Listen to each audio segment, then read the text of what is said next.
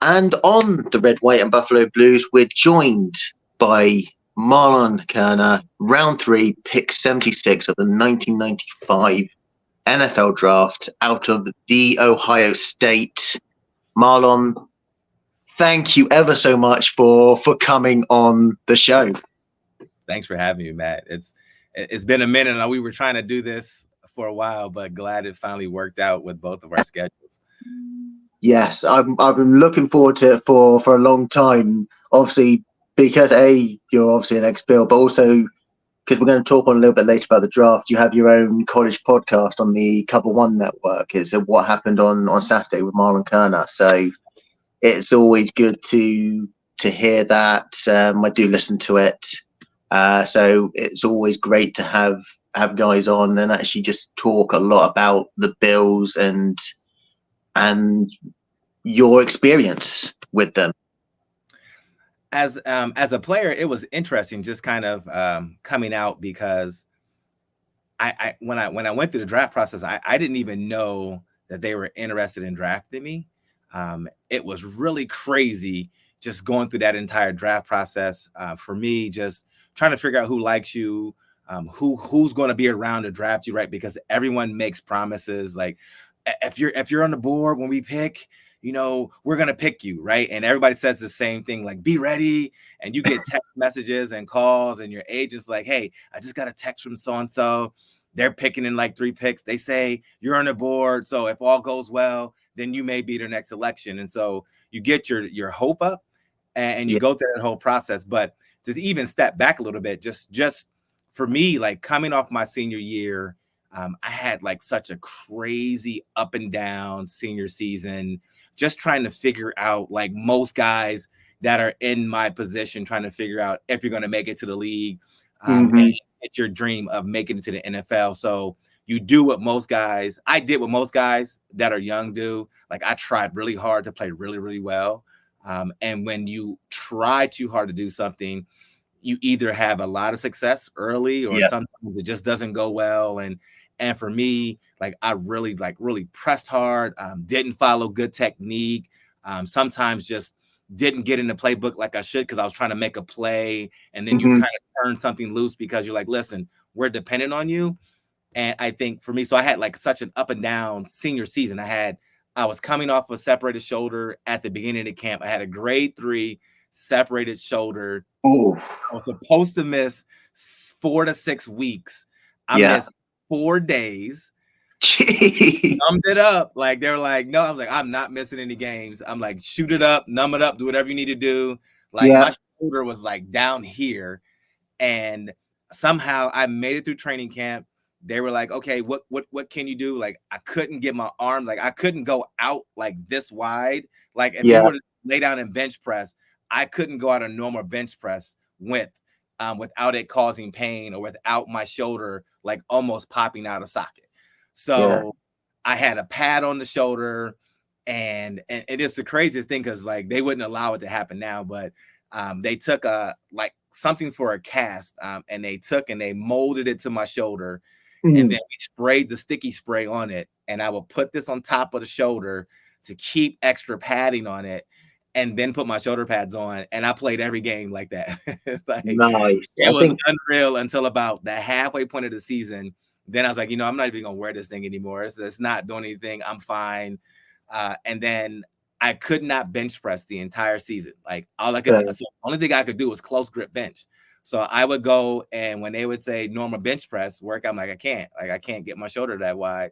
So I would close grip. I could get here, and I would close grip the entire season. So that's how I stayed in shape and kept the strength up to make tackles that entire season. And then it was just up and down. Like, when we talk about young players coming into the NFL, we always talk about understanding the language.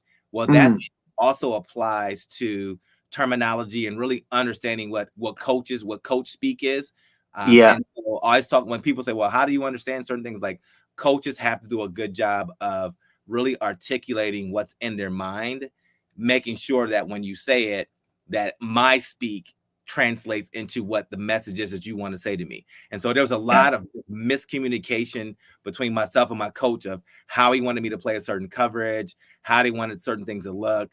And I was just like, I'm trying so hard, coach. Like, I'm just trying to get all these things done. I'm trying to do this. And I think there was a defining moment for me that season.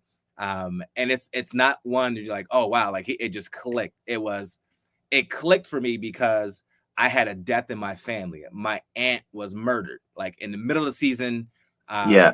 And so I had to step back and kind of reflect, like, man, like, was I the best nephew that I could have been? Like, could I have done some things differently? Could I recognize some of the signs of some of the things that she was going through? Yeah. And just the situation that she was in.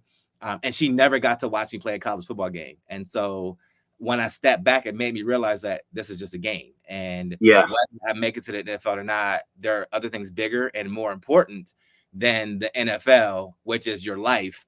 Mm. And so, like, in the big scheme of things, like, the NFL is going to be there. And from there on, I just kind of said, why are you playing this game? I started asking myself questions. You know, when you Yeah. internalize those things, I was like, well, why are you playing? And I went back to why I started playing football all over, which is I just love the game. I love the game of football. And so then I just got calm. I just kind of went back to the basics, finish the season on a high note, get through the Senior Bowl, go to the combine, run track in the off season that season because I was still in school. And I was like, and I worked out with the track coach, and he said, "You want to run track?" Sure. So I ran track to get in shape to lead up to my senior day, my pro day. Um, Yeah.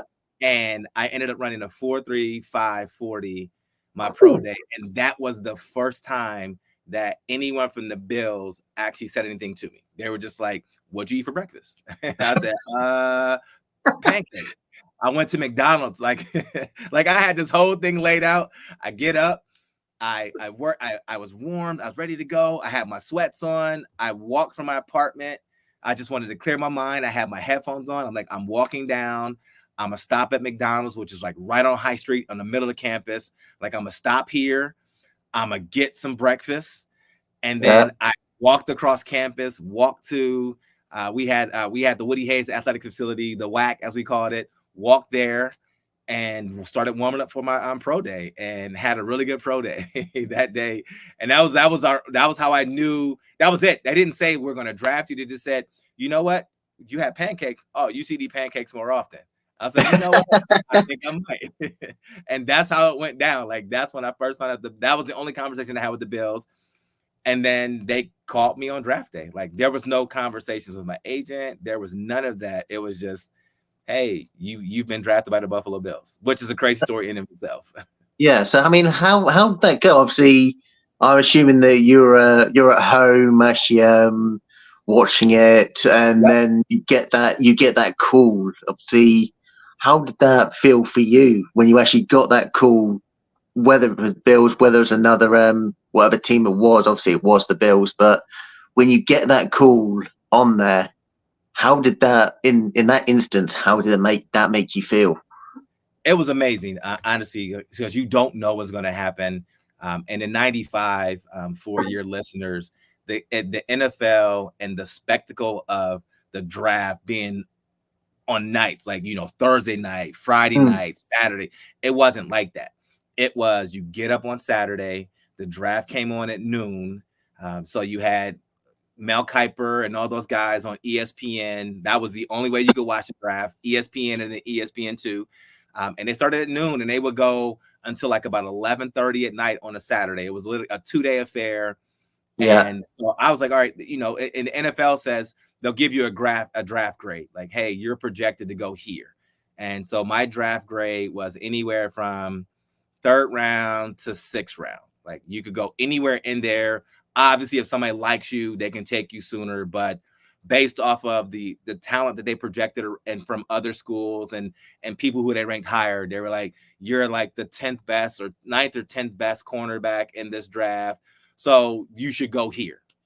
Yeah. Okay, cool. So I sat at home, like I turned the news on or turned the ESPN on at noon, and I went to school with some really good football players and Joey Galloway and Corey Stringer, and so I knew those guys were going to go high, and so Yeah.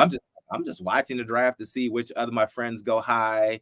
I'm hanging out with family, we barbecue. Like, I had some steaks. I was like, I'm just going to enjoy this moment and just sit and relax. Yeah. And So in Ohio, we didn't. You have a few other choices. So besides ESPN2, we had something called the Sports Channel, which played all of Ohio sports. And Mm. so you had to. You didn't just get ESPN2 with your normal cable package back then. Like now, you get ESPN, ESPN2, ESPN News. You get all of it. ESPN Classics. You get a lot of ESPNs. Back then you had to pay for extra for all those channels. So for some reason, my aunt confused the sports channel and ESPN2. Yeah. And I'm like, okay, 7 o'clock comes along. We had potato salad. We had everything you could think of for a cookout. We had it. And I'm just enjoying Okay. watching my friends get drafted. The nice thick cut steaks, everything you could think of. I went all out. I splurged for it. And then it switched to ESPN2. So we went to go change the channel and she doesn't have it. And I'm just shaking my head like, you gotta be kidding me. So we're sitting there and we can't watch it anymore. So what are we gonna do? So somebody says, well, let's go bowling. Like, like you may go tonight, you may not. Like they'll call your agent first. I'm like, but they might call me directly. Yeah. So okay, we're all in the house. Now I'm a twin. So if anybody, most people don't know that about me. I have a twin brother. So my twin brother's there. I had my best friend there. I had some other friends and cousins and family there. And so we decided we're gonna go bowling. And I put And you on, do. we're all literally in the house in coats. Like it's March or it's April, but it's kind of cool. So we still had to wear some jackets. And so I put on my coat and I'm sitting there and I said, well, let me just see where the draft, where they are, what round they're at. And they were in the middle, at the beginning of the third, kind of going through, getting close to the middle of the third. And I'm just sitting there like, you know what, let me just kind of watch this just a little bit. And then once we get out of the third round, we can leave. Like I'll just watch for about 5 more minutes and then we can go and go bowling. And I also have a twin brother and a cousin. We're all the same age. We grew up together. We're like literally 6 months apart from each other. So we kind of had this rule of nobody is allowed to be on the phone in the house. Well, you can't tell a 22-year-old girl not to be on the phone if her Yeah. boyfriend calls her. So she's on the phone talking to some guy and she yells up, Marlon. I'm like, yes. Telephone. I'm like, who is it? I didn't hear the phone ring. I don't know. Some guy from the Buffalo Bills. And I was like, what? And so that's how I found out that it was the Bills on the line. I missed the selection process. I missed all of that because we didn't have ESPN. So I didn't get to see with the 76 pick, the Buffalo Bills select Marlon Kerner. I missed all of that. But I picked up the phone and it's Dwight Adams on the phone. And he's just like, hey, Marlon Kerner. I'm like, yes, sir. Congratulations. You're a Buffalo Bill. And he's like, we're looking forward to seeing you. And so then I hang up the phone. Thank you. Get hugs from my family, my mom. And then I went bowling. Like I literally just said, okay, we can go bowling now. Like, Well, I'm I'll good. be selected. That's it. Let's go. Let's go. That's it. Got drafted. I'm good. I called my agent, said, hey, I don't know if they called you or not, but the Bills just drafted me. I just got off the phone with them. We had the congratulations. That's a great spot to be in. And that was it. He said, I'll reach out to them. I know their GM really well. And that was it. I kind of went bowling and sat in just kind of thinking about since I was 4 years old and I knocked out my 2 front teeth playing football on my 4th birthday. No ice cream and cake that day for me. Yeah. I was like, I always wanted to play in the NFL. And so I had reached that goal and then just kind of trying to figure out what the business of the NFL is. But I got to live the draft dream for a few more days, just kind of soaking it all in and really just kind of thinking like, wow, only a select few guys get to hear their name called by an organization. And I was one of those select few. So I was very fortunate. No, that's good. I mean, when you approach training camp for the first time and you going up against Jim Kelly, Thurman Thomas, Andre Reed, Steve Tasker, Kent Hull, you've got Bruce Smith on your side of the defense. How did that actually feel for you going into that training camp, knowing that you've got, obviously with the history of the Bills, obviously 4 straight Super Bowls? We're not worried about the result of that, but coming into that with those players there, you must have been really either switched on, laser focused, taking everything in, or was it real nerves? You're playing alongside these great Hall of Fame players or Hall of Fame elect players. It wasn't training camp wasn't the surreal moment for me. Mini camp because we had like a rookie mini Yeah. camp and all the vets were there. Like it was unreal. Like it was kind of one of those optional mini camps, but Mm. Andre was there, Tasker was there, Thurman was there, Bruce was there. And I was like, this is kind of crazy to kind of think that the stars of your NFL, the stars of these teams, the guys who we know they're going to be Hall of Fame players were there. And so that was kind of like, oh my gosh, there's Thurman. Oh my God. And so I'm trying not to be this fanboy and saying, Yeah. can I get your autograph? And understand, like, okay, I'm now a teammate and trying to Yeah. figure out how do I fit in. So I didn't understand yet. I was trying to figure that part out. But I think I remember as training camp went on, like my first, we had to do all the normal drills, right? So you're in there like, here's our coverages. Okay, and then you're gonna go out and have to guard Andre and Thurman. Well, I didn't have to guard Thurman because they didn't flex him out wide, so I was fine. I was like, okay, good. But I had to guard Andre. I had to guard Tasker and a few other veteran wide receivers that they had. Bill Brooks, who we had signed. So I was trying to figure that part out while also learning a new defense. We had a new technique I had to learn. And so I just remember kind of trying to figure it out. And then I just said, I'm gonna just go play football. Like I'm not Yeah. worried about making mistakes. Like they drafted me. So I'm gonna figure this out as I go. I'm gonna try to make some plays and not make too many mistakes. But I kind of let it go. I didn't worry about anything. But I also had really good role models in front of me, and Jeff Burris and Thomas Smith and Henry Yeah. Jones and Kurt Schultz. So they kind of helped me pick it up quickly. And then I remember leaving that rookie camp, and Andre Reed was just kind of like, "Hey, listen, let me talk to you for a second." I'm like, "Okay." He's like, you obviously know the history. Like we're trying to get back to another Super Bowl. We want to get another one in and try to win one. And you can play football, because I had made a few plays, had knocked some passes around, did some things. He's like, you can play football. So what I need you to do by the time you come back for training camp is I need you in your playbook. I need you to understand your assignments. I need you to know what you need to do to make sure Yeah. that we have the best chance to get ready to go to try to make a run for another Super Bowl. I'm like, okay. And so that was kind of my validating moment of, okay, you can play at this level.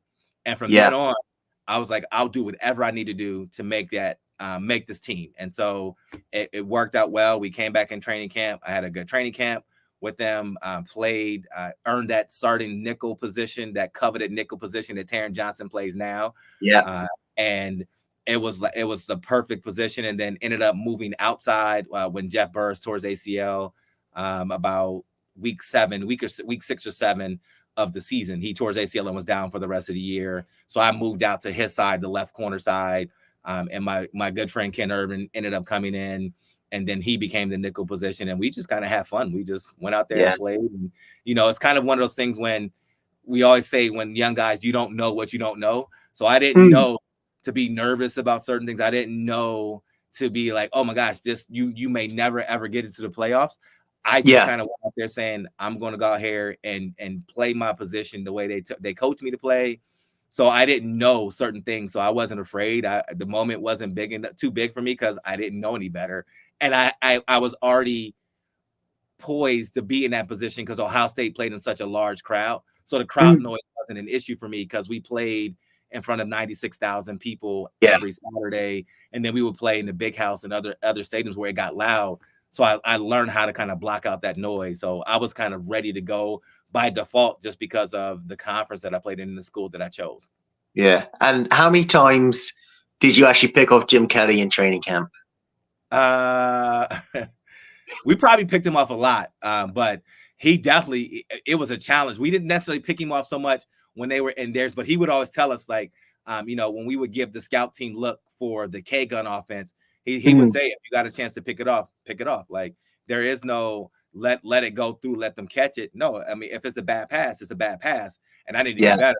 So he would thread the needle on us, and he would make something like, man, like this, okay, this is a whole different level. And then we would pick some off on him.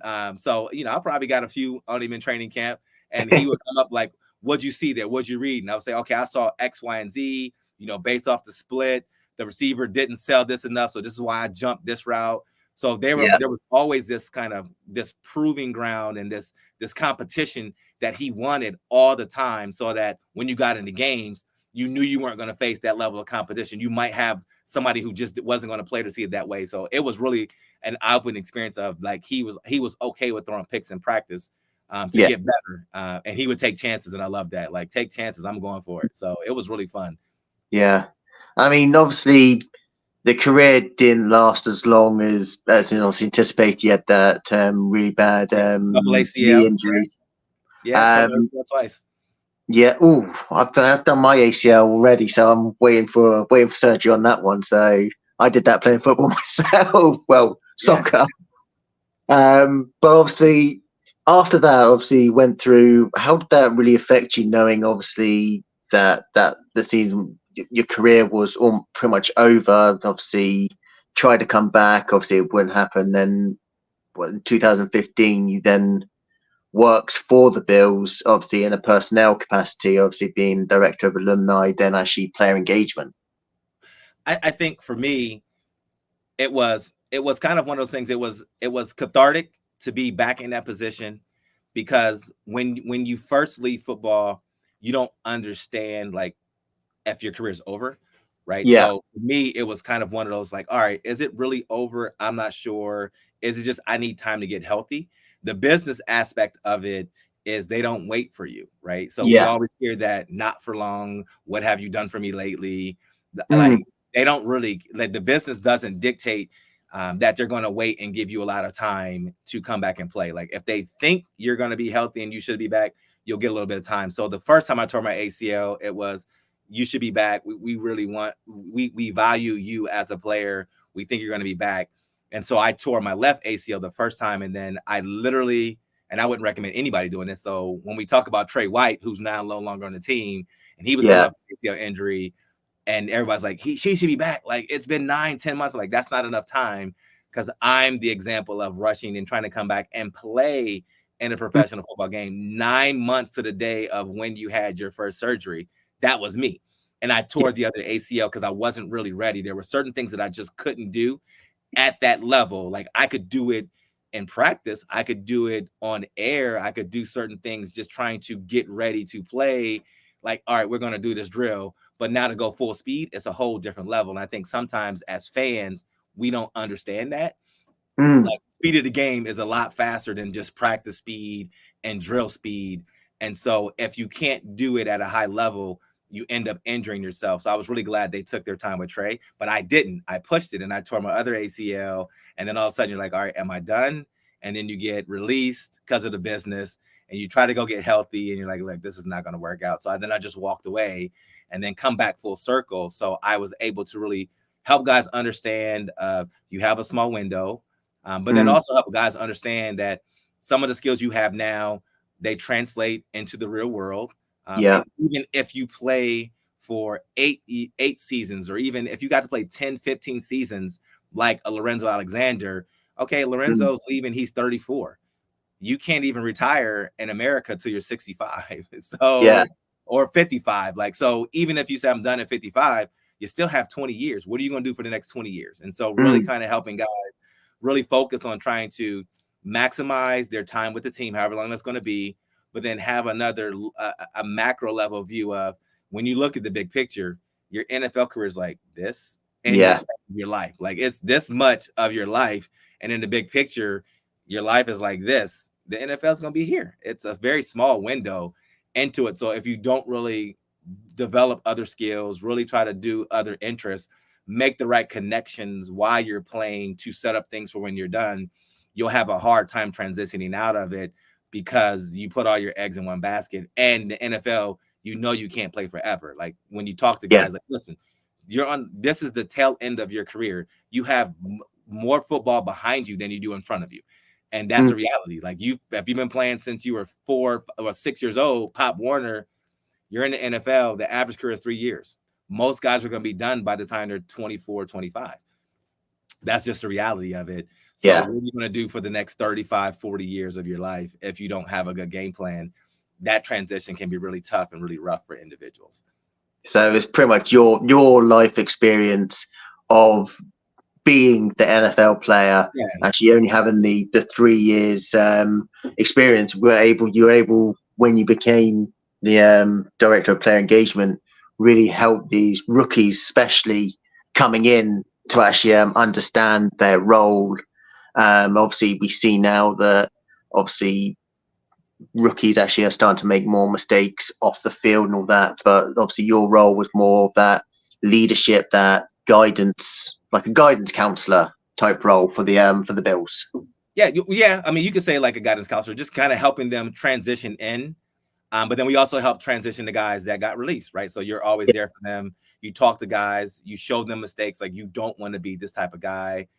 Don't put yourself in a bad situation, because if you do, the team's going to get rid of you. Like that. It's simple. Like, you don't have the clout. Like, if you're not Josh Allen, who was a top 10 pick, you don't have that much leeway. You can't make that many mistakes. So depending on what you've done, how much clarity we can get as an organization on what you're accused of, like if it's a DUI or something like that, where we can kind of figure out what it is. Like, Yeah. the leash is very short, so to speak. So I help you guys understand, like, if you're a draft pick, you might get to make a mistake here or there.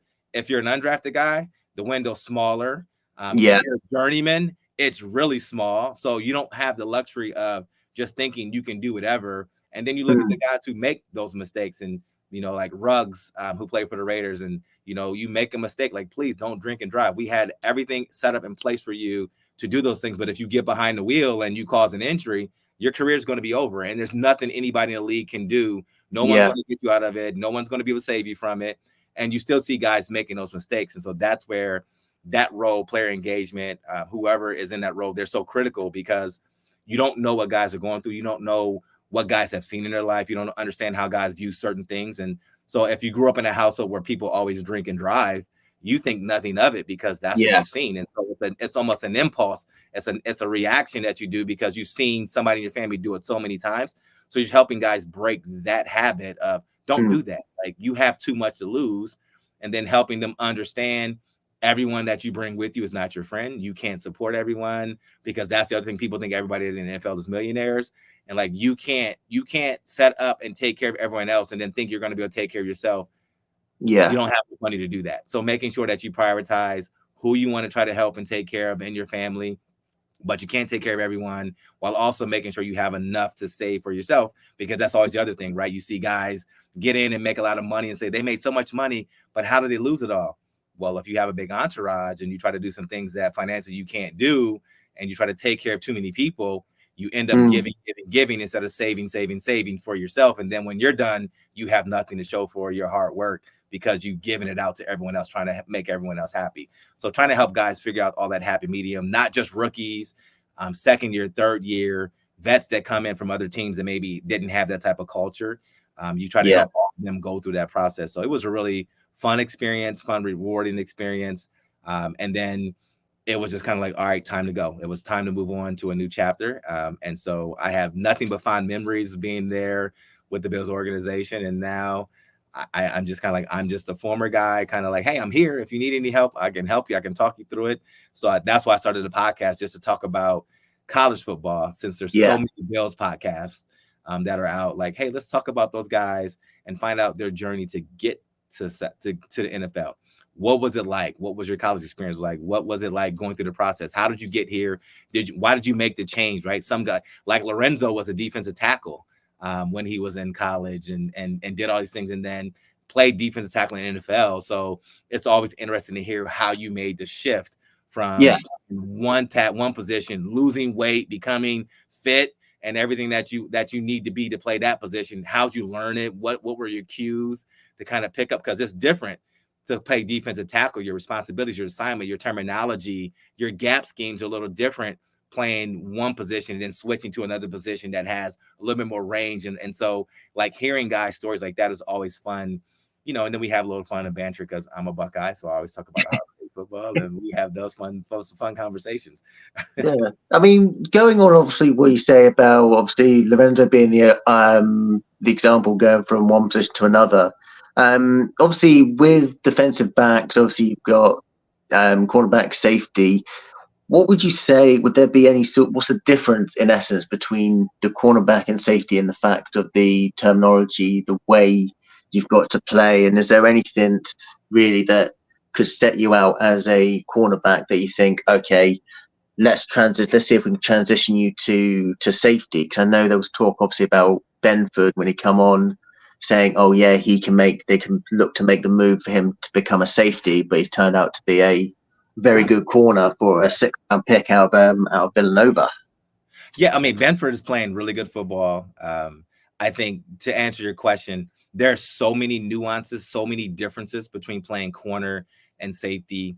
What a lot of teams like to do is if a guy has the ability to play corner and they think that his skills are starting to diminish, but he still can be effective and cover schemes, you like to see those guys move to safety. It's hard sometimes for a safety who's always been on the back end, never had to come down and play on the outside and play against those shifty, fast receivers.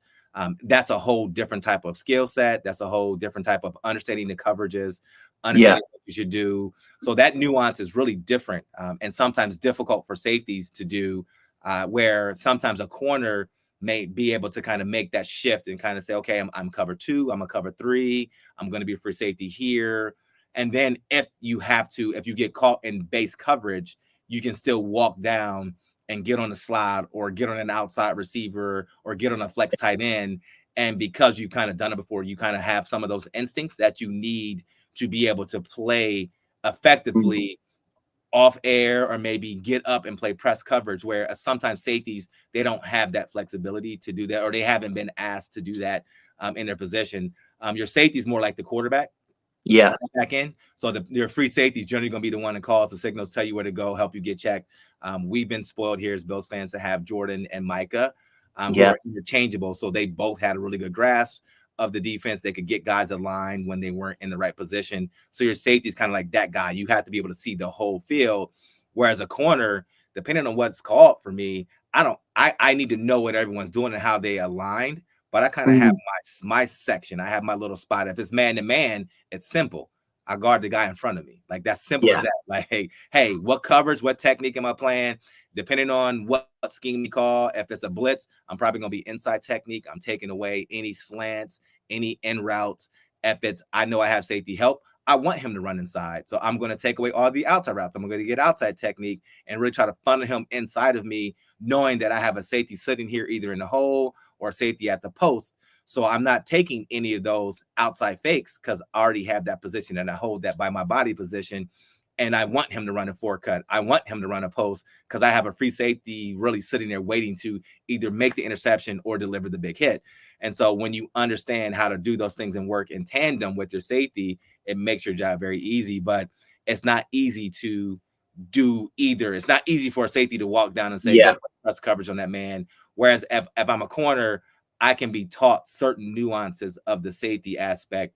But then again, I still need a guy like a Micah Hyde or a guy like Jordan Poyer to kind of say, this is how you play it. This is what you do. So that's where coaching really comes into handy.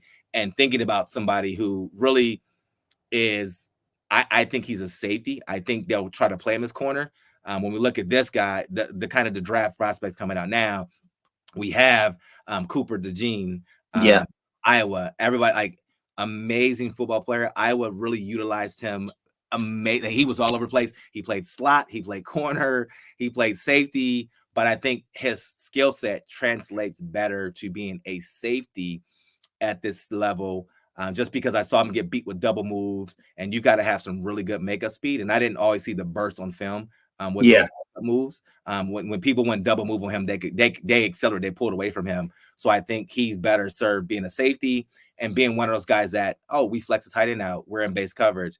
Okay, Cooper can walk over there and match up, and he can match up. Well, he has really good instincts. He's a really good football player and a good special teams player. So I think that'll serve him well at the next level. So that's a guy that I think that's really getting a lot of pub. Some people think he's going to be first corner off the board. I think he ends up being a safety when it's all said and done, but he still needs to get into the right scheme. Yeah, no, that's probably led into what I was actually going to say when you were talking about interchangeable. When the first thing I was going to say, like Cooper DeJean, where'd you see it on there? So took the words round my mouth, as Meatloaf said. But if we look at the draft group here, I mean, obviously the Bills, they're going to have they've got holes. Obviously, they've got lost Hyde, they've lost Poyer, lost Trey White, they've lost Dane Jackson. Obviously, they've got Douglas, Benford, Elam, Mike Edwards. They brought over. Obviously, we signed Taylor Rapp. Obviously, in the whole grand scheme of things, is obviously defensive back. Is it safety or corner that's really, would you say, is more a little bit of a priority over the other for the Bills? I would say they're probably both a priority for the Bills. You want depth at safety, right? Because you've also signed a veteran safety from Kansas City, and his name escapes me, but I can see his face right now. Mike Edwards. Mike Edwards, yes. Thank you. So you have Rapp and Edwards back there. So you kind of got like, here's our guys. Now the question is who's behind them? One of those guys goes down. Who are we going to continue? Who can step up where the play level never drops off? And so the Bills historically will always draft a couple corners. They will always draft a safety. That's kind of how we always do. They will keep like 9 or 10 defensive backs, sometimes 11, depending on if one of them can play special teams on there. So, now you do have you have Cam Lewis, who kind of can play that nickel, he can play the nickel behind Taryn. He can also play safety. So you've got some guys that have been in the system and understand your terminology and understand your calls for a while. But I would see them picking up some safety in the later rounds. I think, honestly, when I look at it, you've traded away Diggs. You lost Gabe Davis. You signed some guys, but I would say you might consider trying to add a playmaker. It just depends on how the draft shakes out. I think definitely offense is going to be a priority for them. I'm not sure if they go receiver. It just depends on if they can move up, if they stay where they are. Is it best available? If it's best available, you could take defensive tackle. You could take a linebacker. You could take a corner at best available if that's what you really want to fill a hole with. And at that spot, I don't know who's there. I don't know if Cooper DeJean's fit, if he's there. Some people think he might be the first corner off the board. I don't think he's the first corner off the board. I think Quinyon Mitchell from Toledo is the first corner off the board. They both have the size. They're both about 6 foot, close to 200 pounds. So they both can play. But I think Mitchell is probably more of that press corner. So there's a lot of teams that really want to see that press corner guy come up there and play. So it'll be interesting because Cooper could be around, and it'll be interesting to see if the Bills take him. I think he was fit well. He could definitely come in and play. But I've also seen, you've also got a few guys that have already said, hey, we can play. Like, I'm here. And you have a first round in Elam, who this is kind of like, we need to see you kind of take the next step and turn. So this is kind of it. So I definitely think they draft a corner maybe in the mid to late rounds and pick up a safety late. And then they'll definitely bring some safety and some of those undrafted guys. They'll definitely bring some of those guys in because you want to hit on those guys. You want to be able to draft guys and develop guys. And then don't forget, you also have June 1st. There'll be some June 1st veteran cuts that'll happen. And so there's always a surprise cut. You're like, hey, come play for us. And so you could kind of really fill your roster by just kind of being patient and waiting and seeing who's available, who's out there. So I don't see a knee-jerk reaction, but it is going to be interesting to watch as a corner. Just seeing what the Bills do when they pull the trigger. Do they take a corner first? I don't think guys that they would say would be an immediate impact are going to be on the board for them unless there's a run on wide receivers that we just don't see, or run on quarterbacks early and that pushes guy down the boards. But we'll see in a couple weeks, right? Yeah. One name, obviously, I want to get your opinion of. Obviously, a safety from Ohio State, Josh Proctor. I like Josh Proctor. I think Josh Proctor's a guy smart. When you look at him, people don't think that he has like that crazy foot speed, but really fast, like really smart. Like he has football speed, I would say. He's not gonna be like a 4.35 guy. Like, you know what, put him here. But I watched him mature throughout the process being at Ohio State and learning multiple defenses, what they asked him to do, from being on the slot, being on the safety, coming down. And I thought he played very well, played very solid this past season, and really was a kind of a calming force on the back end. They didn't give up a lot of big plays. He got guys lined up. So it was really fun. So I think he's a guy that I would target if I'm the Bills. And I'm not saying it because I'm a Buckeye, but really I am saying it because I'm a Buckeye. And we just need more Ohio State guys on the roster. We only have one. We have Curtis Samuel. Well, we need more Buckeyes on the roster. So Brandon Bean, if you're watching and listening, please, Josh Proctor, get some more Buckeyes on this roster. No, just kidding. I think Proctor is a smart guy and a guy that is going to do everything right and come in and he'll play special teams. He'll come in and learn the defense. And he's a young guy, so if you kind of get him in, you can kind of get him, help him learn some things, help him really do some things. So you don't necessarily have to trot him out early.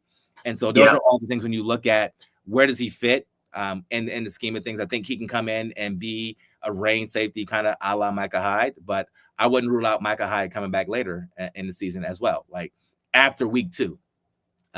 That's kind of always when, if he's not signed and it just doesn't, they don't like the way it looks, you could see a lot of veterans being signed after week 2. And that's just kind of the business of football where, you know, some guys have the ability, if they get injured after the first week, if they're on the roster, they can still get their full salary. So the business side says you sign some of those guys that have that eligibility after week 2, where have that, you don't have that option. So the business side of it says you're going to bring some of those veterans in to bolster your secondary. If you don't like what it looks like after week 2, after that first game, you'll bring guys in. So again, as Brandon Beane said in the press conference, the roster's not finished. So as a fan, I'm just like, I understand that statement very well. The Bills are one of the few teams that bring in guys constantly, and I love it. Always working guys out, always bringing guys in, so that if something happens, you are ready to pull the trigger on a guy. So they do a good job of evaluating and getting guys in and making sure they're in shape, making sure they watch film, making sure they're talking to them. So I could see them making some moves and having a nice little kind of depth chart of guys they want to bring in case an injury happens, in case somebody's not to that level. They do a really good job of making sure they have their pipeline of guys they want to bring in when things go right. Yeah, and I'm going to do one little thing. I'm going to do like a little teammates questions in a minute, which will be both Buffalo and Ohio State. Just quickly back on the draft, are there any prospects that you like, whether it be safety, cornerback, obviously using your defensive back knowledge here, that you like the looks of, that could be a target for the Bills in the middle round or so? Because more likely will be out first 2 rounds, potentially looking more offense or more D tackle probably round 2. But is there any cornerbacks or safeties that you really do like coming out of this draft class? I think it's going to be it's interesting because depending on how the Bills prioritize their need, like we may be looking saying, hey, I think they should get a corner or a safety. They may be saying, I like what we have going into it, and we're just going to play it out. But I like, and Alabama had a couple corners that were there. He has a cool name. His name is Kool-Aid McKinstry. It's like from Alabama. I liked him. I thought he was a good player. I'm not sure he's around in the later rounds for the Bills. But if they wanted to pull the trigger, maybe second or third round, if he's sitting there, I wouldn't mind that. There's a guy, you always look at some of those big schools. Michigan has Mike Sandstrill. I think next year there's going to be some really good corners, and one corner coming out of Michigan, and Will Johnson. He can play. He really can play. He's definitely going to be a first round draft pick if he stays healthy and has the season that he had, like he did last year. And Denzel Burke from Ohio State. I thought if Denzel Burke had came out this year, he would have been the first cornerback taken off the board, but he wanted to come back to school. So those are kind of guys that I've been watching. And ironically, Will Johnson, I played football with the Bills with his uncle, Damaris Johnson, who was on the roster in '95. So I was hoping he went to Ohio State. Like Damaris and I had all that text saying like, go to Ohio State, but he's a Michigan guy and he chose to stay at home and go to Michigan. So I'm rooting for him wherever he goes. I think he's a phenomenal player, excellent young man, and so I wish him well. That's the only Michigan guy that I actually root for. Really, and it's hard to get me to root for a Michigan guy, but I will wish him well no matter what, just because I know his uncle, and he's a very good young man, humble young man. So I'm like, I will root for him no matter what. I want to see him have all the accolades up next season, except when he plays Ohio State, have a bad game against us. Of course. So let's play teammates. It's just going to be a few questions. I say it can combine. It can be from either your time at Ohio State or from the Bills. We'll go with the first one. Going the best teammate, your favorite teammate. Oh, my favorite teammate when I was with the Bills, undoubtedly, we hung out so much that they confused our names, and that is Ken Irvin. We were like this. We became really good friends. Ironically, we went to the Senior Bowl and we're both on the same squad. And so we hung out at the Senior Bowl. They had like a lobby with snacks and stuff, and they had everything kind of roped off so we didn't have to sit in our rooms. Since they had all these video games and everything that you could just hang out, table tennis, Yeah. foosball. So we spent all our time down there hanging out, and they had the game Off Road. I don't know if you played that game before. It was like this little game. You had the brake and a gas pedal going. You had a steering wheel. You had 4 of them all around. All 4 players get on there. You had different colored Jeeps, and you would jump and do kind of things and drive. And it was called off-road because you had the off-road trucks. So we hung out there and played the entire time and just talked and got to know each other. And then I was drafted in the 3rd round by the Bills. He was drafted in the 4th round by the Bills. So I'm looking at finishing that. I'm like, man, I know somebody. And we hit it off immediately, hung tight. We still talk to this day. So that was my teammate. We were roommates for all the road games, home games, all that stuff. We were roommates for everything. Lived in the same apartment complex, gave each other rides into practice. Like that was my guy, and still is my guy. Cool. Who was the hardest person you had to defend? Again, it could be Ohio State, it could be Bills, it could be training camp, it could be matches. Who was the hardest player you had to cover? I want to say Jerry Rice, but which was probably like the craziest and probably the biggest name that I had to cover. But the hardest person to cover was actually Steve Tasker. And a lot of people don't know that because he was so shifty, so fast, and he has really good size. You don't think he's as big as you get around. Like, oh, he's actually a pretty good size, and then he's so quick in and out of his break. So you really had to pay close attention to his feet, how he did it.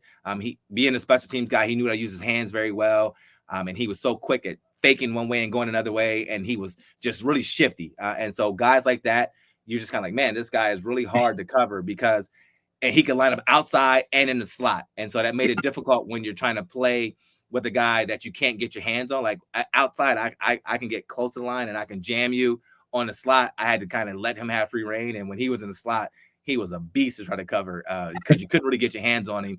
And we say that wiggle. He had really good wiggle on routes, and he would just look at you, and he was so competitive too. It was funny because you're like, you didn't think he was calm, and he would talk trash to you and say all kind of funny things. I'm just like, yeah, you won that round, but he was definitely a hard guy to cover. Well, that's good. And the last one is, who was the team joker? Who was the funniest? That way, without a doubt, Ted Washington. Ted Washington was the funniest dude, and he had a nickname for everybody. And so it was just funny. He had dances, he had nicknames for everybody. He kind of kept the party going. When things went bad, you just kind of like he would say something, just make you laugh and be like, okay, it's not that bad. We're going to regroup. We're going to come back and play. But man, Ted was one of the funniest guys to be around, and everybody loved him as a teammate. But when he stepped on the field, he was unreal, amazing. A force of nature in the middle, and then act silly on the sideline and make faces and just like, Ted, you're a fool. Like, you crazy, Ted. You're fun to be around. I'm enjoying this game because of you. Yeah, no, that's awesome, man. I mean, Marlon, thank you ever so much for coming on the show, talking about your experience with the Bills, your draft experience, and all that. And for people listening and watching, where can they find you, and obviously what and all the work that you actually and the content that you do? So I am on Cover One Sports Network. You can find us there. We're on the College Football Channel, and my podcast is What Happened on Saturday with Marlon Kerner. My name is actually my Twitter handle. That's my Twitter handle and my Instagram handle. So Twitter is open, Instagram is private. So if you want to join, just shoot me a message like, "Hey, I heard you on the podcast. I want to follow you," and then I respond. So I try to. I'll make sure I get on that. But no, I mean, it's such amazing experience getting to talk to you about this. And again, just want to thank you so much for coming on the show. No problem. I appreciate it. Thanks for having me.